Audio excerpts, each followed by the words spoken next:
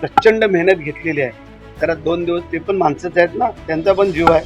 त्यामुळे त्यांनी 2 दिवस रिलॅक्स व्हावं हे आम्हालाही वाटत होतं आणि ते गेले. की आपल्याला एखादा मोठा निर्णय घ्यायचा आहे, तर त्यावेळेला ते दरेगाव हे ठिकाण त्यांना त्यांचं आवडीचं असल्यामुळे तिथे ते गेलेले आहे. वर्षावरती बाकी काही चर्चा नव्हती. साहेबांना आम्ही भेटी द्यायला गेलेलो होतो.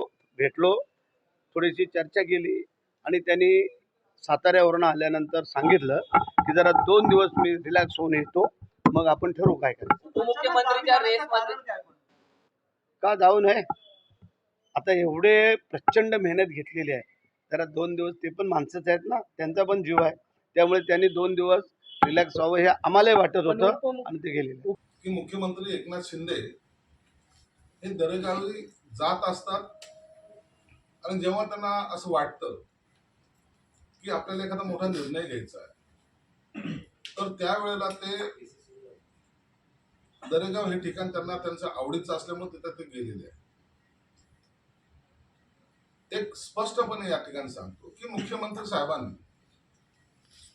जेव्हा प्रेस घेतली त्या प्रेसमध्ये अत्यंत परखडपणे सांगितलंय की महाराष्ट्रामध्ये सत्ता स्थापन करायला माझा कोणताही अडसर असू नये किंवा माझ्यामुळे सरकार बनत नाही अशी काही लोकांची जी काही धारणा झालेली आहे ती तशी नाहीये. आणि म्हणून स्पष्टपणे त्यांनी सांगितलंय की मी